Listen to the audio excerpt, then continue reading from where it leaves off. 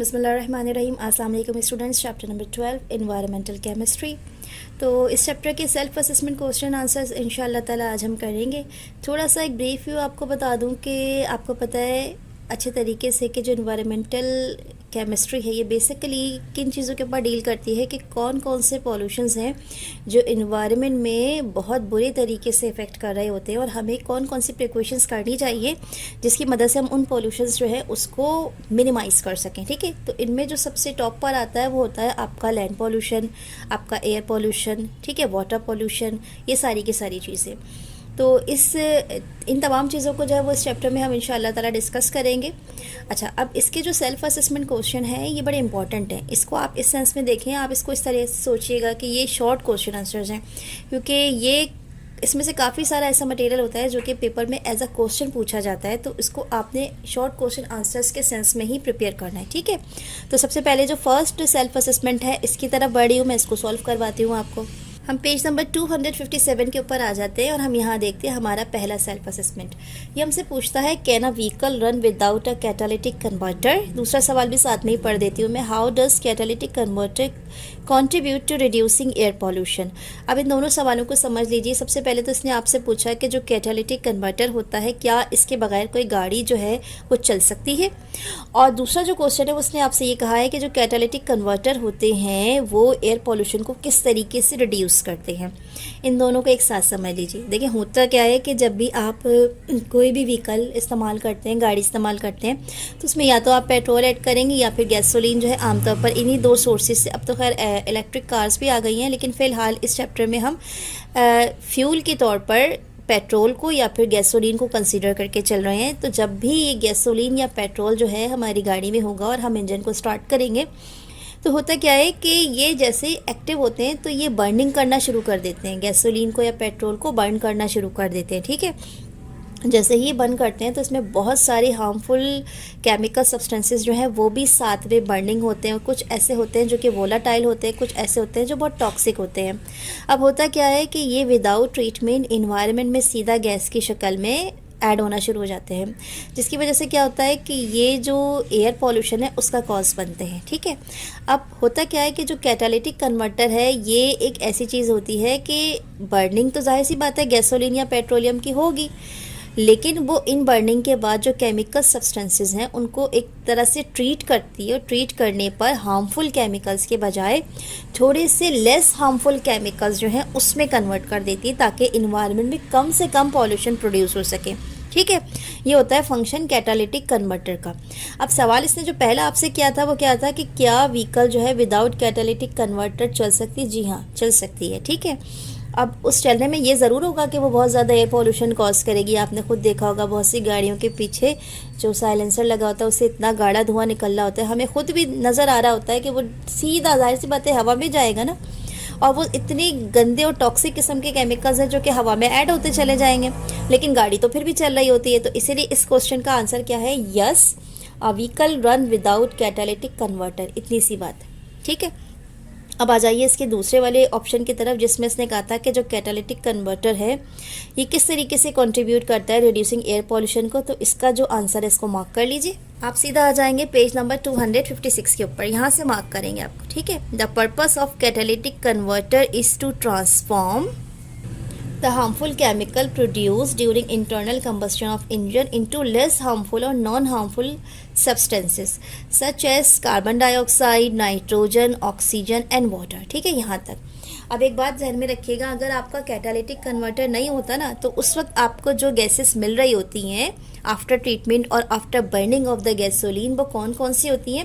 वो होती है कार्बन मोनोऑक्साइड जो ज़्यादा टॉक्सिक है, वो होती है नाइट्रिक ऑक्साइड NO जो ज़्यादा टॉक्सिक है। ठीक है, लेकिन जब आप ट्रीटमेंट कर लेते हैं तो आप क्या देखते हैं कि कार्बन मोनोऑक्साइड के बजाय आपको कार्बन डाइऑक्साइड मिल रही है, नाइट्रिक ऑक्साइड के बजाय आपको नाइट्रोजन गैस और ऑक्सीजन गैस मिल रही है और वाटर वेपर्स मिल रहे हैं। तो इसका मतलब क्या हुआ कि अगर आप कैटालिटिक कन्वर्टर ऐड कर लेंगे तो आप हार्मफुल सब्सटेंसेस जो हैं उसको लेस हार्मफुल सब्सटेंसेस उसमें कन्वर्ट कर सकते हैं, ताकि जो इन्वायरमेंटल पॉल्यूशन है ख़ासतौर पर उसमें जो एयर पॉल्यूशन वाला मामला है उसको आप थोड़ा सा क्या करें, कंट्रोल कर सकें। ठीक है, अगला जो क्वेश्चन है अब हम उसकी तरफ बढ़ते हैं। फिर नेक्स्ट पेज 258, इस पर आपका सेकंड क्वेश्चन है। यहाँ पर भी दो क्वेश्चंस एक साथ पढ़ेंगे और एक साथ उसको एक्सप्लेन करेंगे। ये सबसे पहले आपसे पूछ रहे हैं कि क्लाइमेट चेंज क्यों होता है, वाई क्लाइमेट चेंज अकर्स।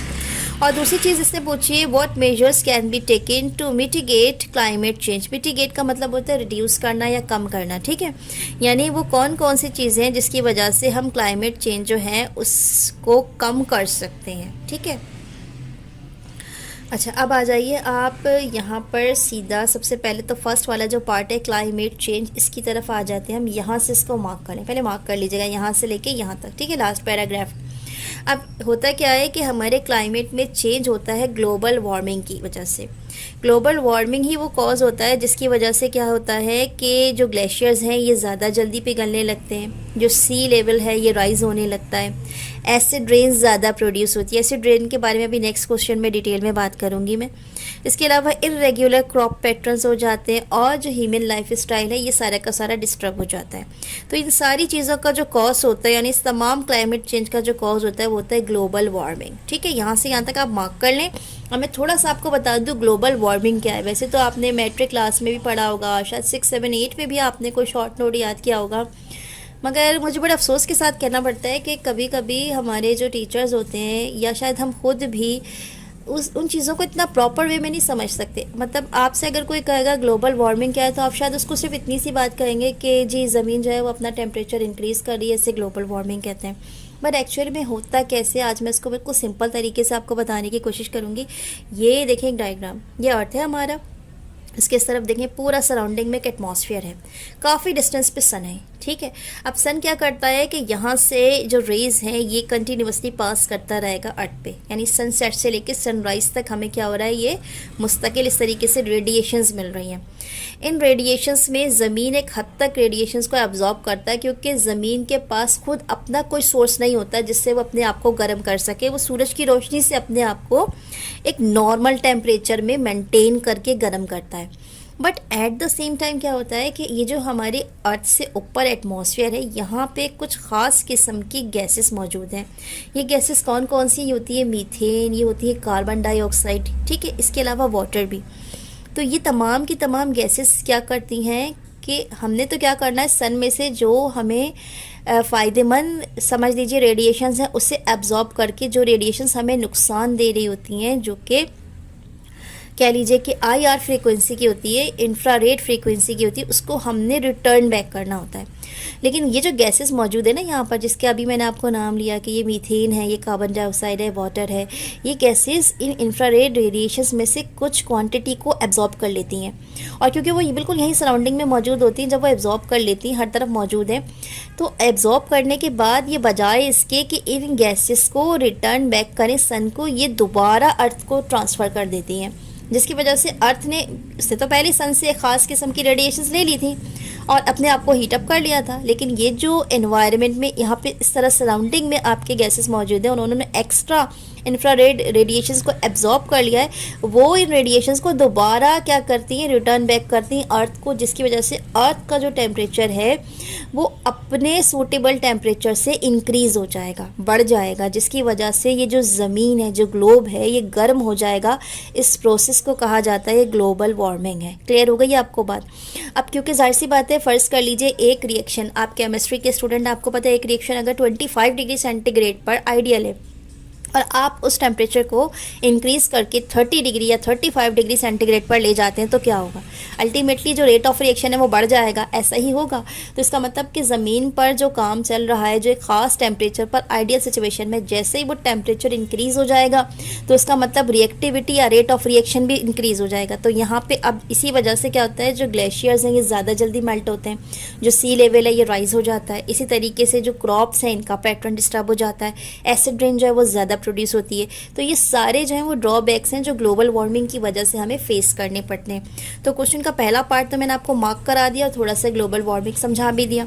अब क्वेश्चन का जो दूसरा पार्ट है वो आपसे ये कहता है कि आप इसको रिड्यूस कैसे कर सकते हैं, वो कौन कौन सी चीज़ें हैं जिससे आप इसको रिड्यूस कर सकते हैं। तो देखिए सबसे पहले तो इसको मार्क कर लीजिए आप, यहाँ से लेके यहाँ तक आपने इसको मार्क कर लेना है, यानी सेकेंड पैराग्राफ है ऑलमोस्ट पूरा।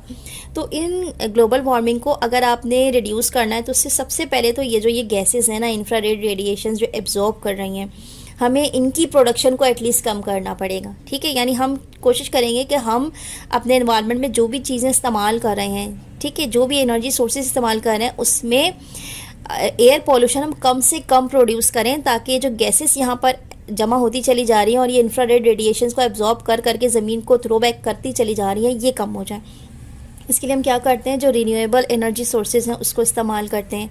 इसके अलावा हम क्या करते हैं कि एनर्जी को बचाने की मुहिम होती है, जिसे कहते हैं एनर्जी एफिशिएंसी प्रमोटिंग, ठीक है, इसको करेंगे आप। इसके साथ साथ आप ऐसे सस्टेनेबल प्रैक्टिसेस करेंगे जहाँ पे ट्रांसपोर्टेशन और एग्रीकल्चर में सबसे ज़्यादा ये जो गैसेस हैं ये प्रोड्यूस होने का ख़तरा होता है, तो वहाँ पर आप ऐसे प्रैक्टिसेस करें, वहाँ पर आप ऐसी चीज़ें इम्प्लीमेंट करें जिससे ये जो गैसेस हैं ये कम से कम इन्वायरमेंट में जो हैं वो शामिल होना शुरू हो जाएं, ठीक है। तो यहाँ से लेके यहाँ तक आपने कर लिया, और इस तरीके से ये वाला जो सेल्फ असेसमेंट है इसके दोनों पार्ट कंप्लीट हो गए। अब जो नेक्स्ट क्वेश्चन हम इसकी तरफ बढ़ेंगे। और अभी कुछ जो नेक्स्ट क्वेश्चन है हमसे पूछ रहा है कि एसिड रेन क्या चीज़ होती है। इसके साथ साथ आपने प्राइमरी कॉजेस बताने हैं एसिड रेन के, और इसका इन्वायरमेंट पे इम्पैक्ट भी बताना है, ठीक है। तो ये क्वेश्चन थोड़ा सा बड़ा है, इसको छोटा मत समझे। इसके 3 पार्ट है। पहले पार्ट तो है कि एसिड रेन को बताना है आपको, दूसरा पार्ट आपको ये बताना है कि एसिड रेन बनती क्यों है, और तीसरा पार्ट आपको ये बताना है कि इन्वायरमेंट पर इसका क्या असर हो रहा है, ठीक है। तो थोड़ा सा लंबा काम है, इसको ज़रा इत्मीनान से मार्क कीजिएगा। सबसे पहले आप आ जाइए यहाँ पे एसिड रेन की डेफिनेशन, पेज 259 पर आ जाएंगे आप। एसिड रेन की डेफिनेशन मार्क करेंगे यहाँ से लेके यहाँ तक।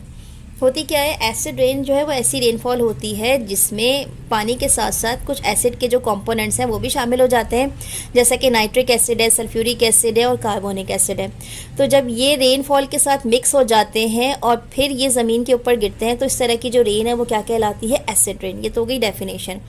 अब इसने आपसे पूछा था होती क्यों है। इसकी वजह क्या होती है कि हमारे इन्वायरमेंट में कुछ पॉल्यूटेंट जो है वो हमारी अपनी हरकतों की वजह से, कह लीजिए कि जो लैंड पोल्यूशन बढ़ा है, एयर पोल्यूशन बढ़ा है, तो इन्वायरमेंट में कुछ इस तरह के पॉल्यूटेंट्स पैदा हो गए हैं कि जब भी रेन जो है वो आसमान से नीचे ज़मीन की तरफ आती है तो रास्ते में ही, एटमॉस्फेयर में ही ये जो पॉल्यूटेंट है ये इसको फ़ौरन ट्रैप कर लेते हैं और उसके बाद उस पानी के साथ मिक्स हो जाते हैं, और फिर जब वो ज़मीन पर पड़ते हैं तो वो क्या करते हैं, वो एसिड रेन कॉज करते हैं। ज़रा इस डायग्राम में देखिएगा, ये देखें यहाँ पे ये इंडस्ट्रीज ही हैं, यहाँ से इतना धुआं निकल रहा है विदाउट एनी ट्रीटमेंट, और ये जो गाढ़ा गाढ़ा धुआं, इनमें क्या चीज़ मौजूद है, कार्बन डाइऑक्साइड मौजूद है, सल्फर डाइऑक्साइड मौजूद है, नाइट्रोजन डाइऑक्साइड मौजूद है। अब आसमान से जब पानी बरसता है ना, तो ये सीधा देखें इन्वायरमेंट पहुँच गई। जैसे पानी ने इनके साथ इंटरैक्ट किया, पानी ने इंटरैक्ट करने के साथ नाइट्रोजन डाइऑक्साइड है, ये किस में कन्वर्ट हो जाएगी, नाइट्रिक एसिड में। सल्फर डाइऑक्साइड है, ये पानी के साथ इंटरैक्ट करके किस में कन्वर्ट हो जाएगी, सल्फ्यूरिक एसिड में। कार्बन डाइऑक्साइड है, ये क्या करेगी, कार्बोनिक एसिड बना देगी। तो ये तमाम एसिड मिक्स हुए, और ये जो पानी अब नीचे पड़ा ज़मीन पर, चाहे वो पौधों पे पड़ रहा है, चाहे वो हम इंसानों के पास पड़ा है, चाहे वो देखिए इस तरीके से जो रिवर है या लेक है जहाँ से हमें पानी का सोर्स मिलता है, इसमें पड़ा है, ये सॉइल है, इसमें पड़ रहा है, इसमें एब्जॉर्ब हो रहा है। तो इस सारा का सारा पानी कैसा है, एसिड वाला।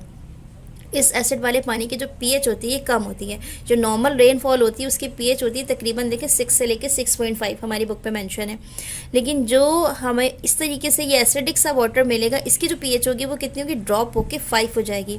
अब 5 पीएच वाला पानी जब इस तरीके से हम एब्जॉर्ब करेंगे ज़मीन में, हम अपने पानी में जो हमारी सोर्स होती है जहाँ से हम वाटर इनटेक करते हैं, इसी तरीके से हमारे प्लांट्स के ऊपर पड़ेगा, हमारे घरों तक पहुँचेगा, तो खुद सोचिए कि इसमें कितना कबाड़ा होगा हमारी हेल्थ का, ठीक है।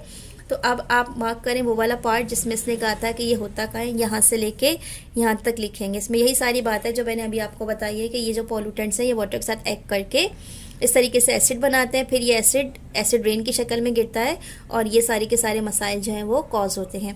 तो यहाँ से लेके यहाँ तक इसका दूसरा पार्ट हो गया क्वेश्चन का। अब तीसरा पार्ट जो ये आपने आपसे कहा था कि इसका क्या क्या इफेक्ट पड़ता है, लाइन से देखें 4 इफेक्ट हैं, इसको पूरा करेंगे आप 1 से लेके अगले पेज तक, अभी मार्क करवा दूंगी मैं आपको। ये क्या क्या कह रहा है आपसे, रिवर की एसिडिटी बढ़ जाएगी, इसकी वजह से जो एक्वेटिक लाइफ है वो हाईली डिस्टर्ब हो जाएगी, मछलियाँ और जो एक्वेटिक सिस्टम होता है वो ख़ास पीएच पे पानी के सरवाइव करते हैं, तो जब वो पीएच ड्रॉप हो जाता है तो अल्टीमेटली उनकी डेथ हो जाती है, ठीक है। अच्छा, इसके साथ साथ दूसरा काम क्या होता है कि जो सॉइल है उसकी फर्टिलिटी डिस्टर्ब होती है, क्योंकि देखिए ज़मीन की एक पर्टिकुलर पीएच होती है जिस पर वो क्रॉप्स जो है उस या वेजिटेशंस जो हैं वो ग्रोन अप होती हैं। तो जब वो पीएच ड्रॉप हो जाती है, वो एसिडिक में कन्वर्ट हो जाती है, तो उसकी वजह से जो आपकी क्रॉप्स हैं उसकी प्रोडक्शन के ऊपर भी बहुत इफ़ेक्ट पड़ता है, और उस वजह से वो लेस प्रोड्यूस होने लगती हैं, और उनमें जो न्यूट्रेंट होते हैं उनमें एसिडिक पोर्शन ज़्यादा एब्जॉर्ब होने लगते हैं। अल्टीमेटली वो आप खाते हो बाद में, चाहे वो वेजिटेबल की शक्ल में, चाहे वो फ्रूट्स की शक्ल में हो, और फिर हमारी जो बॉडी है उसमें भी वो एसिडिटी जो है वो अल्टीमेटली ट्रांसफ़र हो जाती है। नेक्स्ट पॉइंट देखिएगा, ये पहले ये दोनों पॉइंट मार्क कर लेने, आपने यहीं से स्टार्ट करना था इसको। नेक्स्ट पेज तक चलते हैं हम इसके नेक्स्ट पेज में इसने हमसे कहा कि इस तरीके से जो एसिड रेन है जब बिल्डिंग्स के ऊपर पड़ती है, तो आपको पता है बिल्डिंग जो है आमतौर पे इसमें क्या चीज़ें मौजूद होती हैं, इनमें मेटल होता है, इनमें कंक्रीट होता है, ठीक है, इस तरह की चीज़ें होती हैं। तो ये जब एसिड इसके साथ रिएक्ट करता है तो ये इनमें जंग प्रोड्यूस करता है, इनमें कोरोजन लगा देता है, जिसकी वजह से इन बिल्डिंग्स की जो लाइफ है वो भी शॉर्ट हो जाती है। उसके बाद लास्ट में इसने आपसे बताया कि देखें हमारे पास जो पानी का सोर्स होता है वो लेक होता है, ठीक है, रेन वाटर ही सबसे बड़ा सोर्स होता है हमारे पास जिससे हम पानी इनटेक करते हैं। अब आप बेशक कह लें कि हम तो ट्यूबवेल यूज़ करते हैं या फिर हम बोरिंग का पानी यूज़ करते हैं, अल्टीमेटली वही पानी आप यूज़ कर रहे होते हैं, और उस पानी में क्योंकि एसिड रेन शामिल हो जाती है तो उसकी पीएच ड्रॉप हो जाती है। इसका मतलब जो पानी आप पी रहे हैं उसकी पीएच डिस्टर्ब हो गई है, ठीक है, तो वो अनड्रिंकेबल हो गया, फिर विदाउट ट्रीटमेंट आप उसको इस्तेमाल नहीं कर सकते पीने के लिए। तो ये सारे वो कॉज थे जिसकी वजह से एसिड रेन जो है वो आपके एनवायरनमेंट के लिए बुरी तरीके से नुकसानदेह होता है। इसको पूरा मार्क कर लेना था आपने यहाँ तक। अब जो अगला क्वेश्चन है इसकी तरफ हम बढ़ते हैं, ठीक है। इस सवाल में इसने आपसे पूछा है कि क्या प्रोसेस है ओजोन फॉर्मेशन का स्ट्रेटोस्फीयर में, और इसके साथ साथ इसने आपसे पूछा है कि ओजोन लेयर जो है वो किस तरीके से लाइफ को प्रोटेक्ट करती है, ठीक है। तो स्टूडेंट्स ये भी एक छोटा सा ऐसा क्वेश्चन है जो कि आने का बहुत चांस होता है, ज़रूरी नहीं है इस शक्ल में आए, इस शक्ल में आ सकता है कि एक शॉर्ट नोट या what do you know about the ozone इस शक्ल में आ जाएगा, तो फिर वो सारी हेडिंग्स जो उसने इस क्वेश्चन में कही हैं उसको आप एक मतलब समराइज़ करके एक साथ कर देंगे, ठीक है। अब मैं इसको मार्क करवा देती हूँ। सबसे पहली बात इसने आपसे पूछी कि स्ट्रेटोस्फीयर में ओजोन की प्रोडक्शन कैसे होती है। तो सबसे पहले तो एक बात ध्यान में रखिएगा, ज़मीन की मल्टीपल लेयर्स होती हैं, जिन लेयर में हम रहते हैं वो बायोस्फीयर होता है, ठीक है। हमसे काफ़ी ऊपर तकरीबन 11 किलोमीटर से लेके 50 kilometre above the earth surface, यानी जिस सरफेस पे आप इस वक्त रह रहे हो उससे तकरीबन 11 से 50 किलोमीटर अबव का जो एरिया होता है वो कहलाता है स्ट्रेटोस्फीयर। यहाँ पर बहुत सारी गैसेस मौजूद होती हैं। तो होता क्या है कि ओजोन उस वक्त प्रोड्यूस होती है स्ट्रेटोस्फीयर में जब फोटोकेमिकल रिएक्शन होता है। अभी फोटोकेमिकल रिएक्शन कैसे होता है कि सन जो है ये ऑक्सीजन गैस के साथ रिएक्ट करती है। जैसे ही ऑक्सीजन गैस के साथ रिएक्ट करती है तो ये ऑक्सीजन का जो मॉलिक्यूल है इसको अपने रेडिएशंस की वजह से O2 के बजाय O के फ्री रेडिकल्स में कन्वर्ट कर देती है, तोड़ देती है। अब ये जो O वाले फ्री रेडिकल्स हैं ये मज़ीद ऑक्सीजन के साथ रिएक्शन करते हैं। ये वो ऑक्सीजन है जो अभी रेडिकल स्टेट में नहीं आया, यानी नॉर्मल O2 है। इसके साथ ये फ्री रेडिकल O वाले रिएक्शन करेंगे और ओजोन जो है उसको प्रोड्यूस कर लेंगे। अब ये जो ओजोन प्रोड्यूस हो जाते हैं इस तरीके से, तो ये क्या करते हैं, ये फिर आपका जो इन्वायरमेंट है उसकी प्रोटेक्शन जो है उसके काम आते हैं, ठीक है। अब तो पहला आपने पार्ट ये बता दिया कि ओजोन प्रोड्यूस कैसे होगा स्ट्रेटोस्फीयर में, यहाँ से लेके यहाँ तक आपने लिख दिया, ठीक है। अब दूसरी बात इसने कही कि ये प्रोटेक्शन किस तरीके से करते हैं, यहाँ से लिखिएगा, this layer play a vital role in blocking and absorbing maximum portion of sun harmful radiations. The life on the earth would not be possible without the protection of this layer. यहाँ से लेके यहाँ तक लिखेंगे, बीच में figure 12.6 उसको cut down कर देंगे। देखिए एक बात जहन में रखिएगा, अल्लाह ताला ने हर चीज़ का जो है ना हिसाब किताब बनाया है। तो अगर ऑक्सीजन के फ्री रेडिकल्स के साथ रिएक्शन करके ओजोन बन रही है, इसका मतलब ओजोन डेफिनेटली हमारे एनवायरनमेंट के लिए क्या है, एक प्रोटेक्शन लेयर का काम करती है। तो जब भी इन्वायरमेंट में एक्स्ट्रा गैसेस बढ़ जाती हैं और ओजोन लेयर डिस्टर्ब हो जाती है तो अल्टीमेटली ग्लोबल वार्मिंग भी ज़्यादा होने स्टार्ट हो जाती है, ठीक है। ये चीज़ ध्यान में रखिएगा। अब आ जाए नेक्स्ट पेज की तरफ। ये एक रिएक्शन है जिसमें ऑक्सीजन है जो कि अल्ट्रावायलेट रेडिएशंस को एब्जॉर्ब करके दो फ्री रेडिकल में कन्वर्ट हो जाती है। अब ये फ्री रेडिकल दोबारा जब किसी ऑक्सीजन के साथ रिएक्शन करते हैं तो ये O3 जो है इसको बना देते हैं, ठीक है। अच्छा, क्योंकि इन्होंने क्वेश्चन में आपसे सिर्फ इतनी ही बात पूछी थी कि इसकी प्रोडक्शन किस तरीके से होगी स्ट्राटोस्फेयर में, और ये क्या रोल प्ले करता है। तो आपने सिर्फ इतनी ही बातें बतानी है, इसके अलावा नहीं कुछ भी बतानी।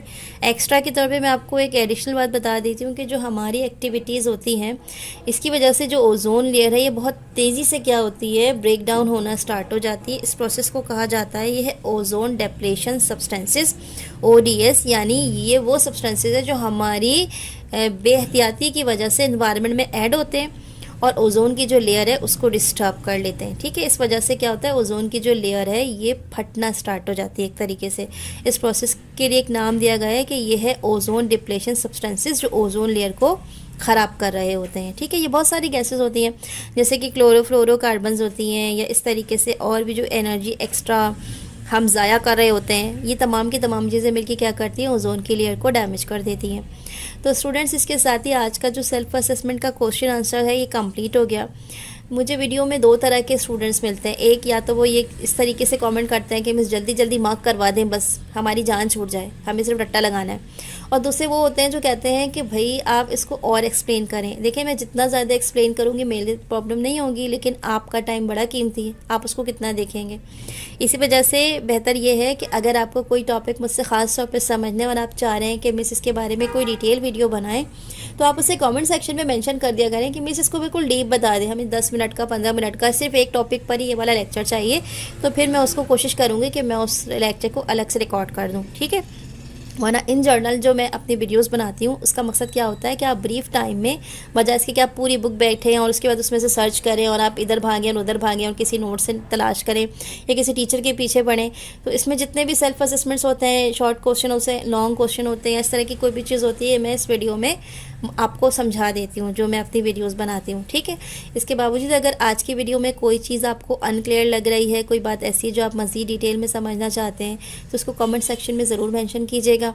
वीडियो अच्छी लगे तो प्लीज़ इसको लाइक कर लीजिएगा, चैनल को सब्सक्राइब कीजिएगा, और हमेशा कहती हूँ कि अपने क्लास फेलोज़ में ज़रूर शेयर किया कीजिए, क्योंकि हो सकता है कि जो चीज़ आपको इतनी इंपॉर्टेंट ना लगे वो सामने वाले स्टूडेंट्स के लिए बहुत इंपॉर्टेंट हो।